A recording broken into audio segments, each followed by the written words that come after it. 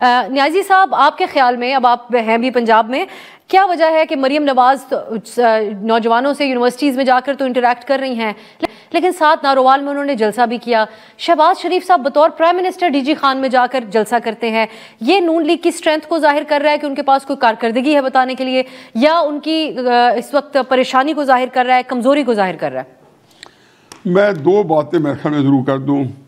پہلی بات تو یہ ہے کہ 9 مئی کو جو واقعہ ہوا ہے، میں پہلے دن سے، پہلے وقت سے میں اس کی انتہائی سختی سے مذمت کرتا ہوں. یہ میرا خیال ہے کہ پاکستان کی تاریخ کا سیاہ ترین دن تھا، سیاہ ترین باب تھا. ایسا واقعہ جس میں ہمارے ایک جس کو کہنا چاہیے کہ پورا ایک ڈیفنس کا نظام ہے، اس کے اوپر اٹیک تھا. نمبر 2 بات یہ ہے کہ کیسے ہوا، کس طرح ہوا، اس میں جائے بغیر یہ ایک جو جس طریقے سے اس کو ہینڈل کیا گیا ہے، میں سمجھتا ہوں کہ اس پہ تکلیف یہ ہوئی ہے کہ سیاست کرنے کی بجائے اگر اس کی انویسٹیگیشن کر کے اور اس کے قراروا کی سزا دی جاتی، اور اگر تحریک انصاف اگر ایز اے پارٹی انوالوڈ ہے تو اس کو بین کر دیا جاتا تو مجھے کوئی فرق نہیں پڑتا تھا، میں اس کا حامی تھا. لیکن ہوا کہ ابھی یہ ہماری سینیٹر صاحب نے بات کی ہے، اور سینیٹر صاحب کو یہ مارجن دے کہ وہ ظاہر ہے تحریک انصاف کے ہیں، ظاہر ہے کہ ان کی ساری ہمدردی دل و جان سے تحریک انصاف کے ساتھ ہے.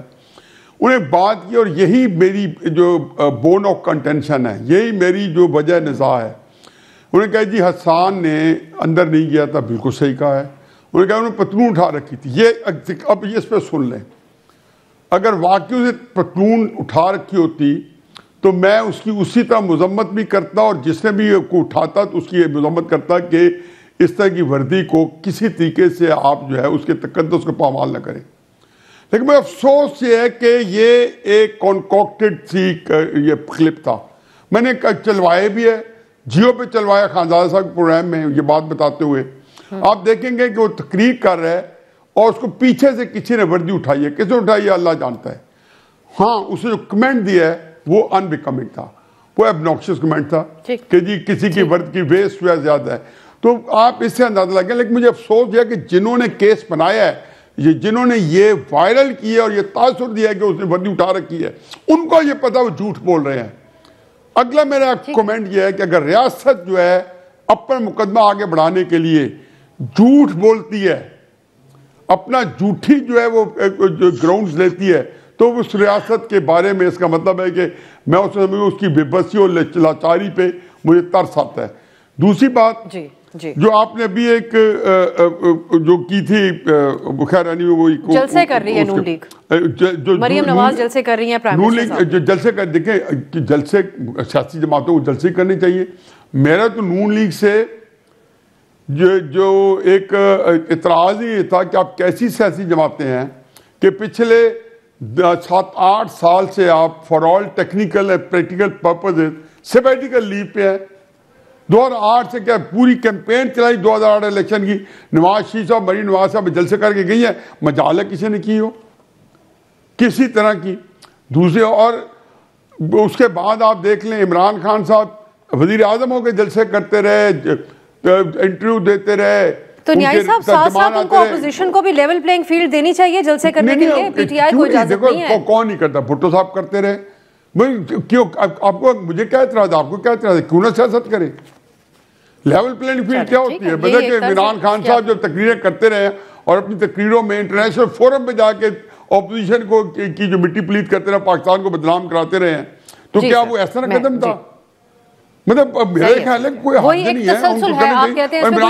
نہیں ہے. عمران خان صاحب کو اجازت ملنی چاہیے جلسے کی. نیائی صاحب اگر آپ کی اجازت ہو، میں کیونکہ رانا صاحب کا دونوں دیگر مہمانوں کا بھی ایک کلوزنگ کامنٹ جو آپ مکمل کر لیں نیائی صاحب، اگر اور کچھ کہنا چاہیں. ایک آخری بات ہے کہ یہ جو آپ کہتے ہیں نا کہ جس میں میں نے دوبارہ کہہ رہا ہوں کہ جو کمپرومائز ہے وہ قیادت ہے، اور یہ ہمایوں صاحب بالکل صحیح کہہ رہے ہیں، یہ مسلم نون کی بھی قیادت کمپرومائز ہے. آخر نواز شریف صاحب کے بیانیے کے مقابلے میں یہ وردی پہ جو ووٹ دیے تھے، یا انہوں نے ایک کتنی دفعہ جا کے اسٹیشن کے ساتھ بیٹھے تھے، تو نواز شریف صاحب کی تو رائے نہیں تھی.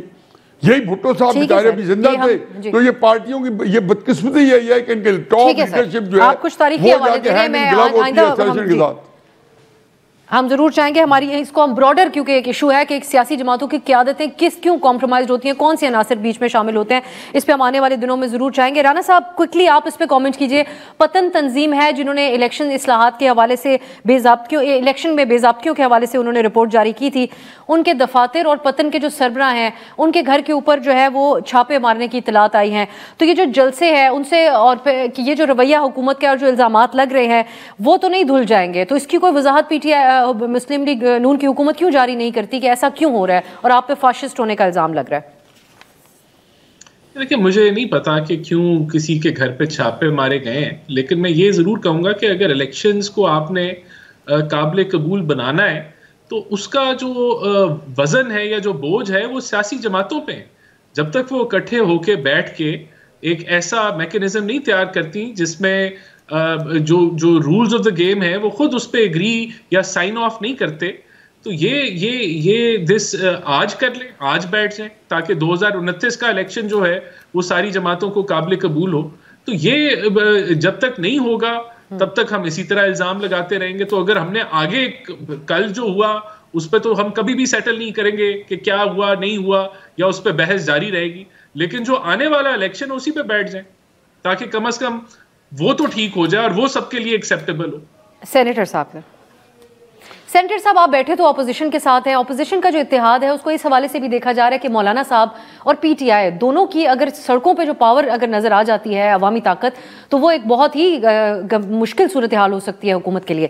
لیکن شاہد خاقان صاحب جو اس اتحاد کا ایک اہم رکن ہے وہ اس کو حل نہیں سمجھتے سڑکوں پہ آنے کو. تو آپ لوگوں کا یہ اتحاد کیسے ایک پیج کے اوپر آئے گا عید کے بعد کسی بڑی حکمت عملی کے لیے؟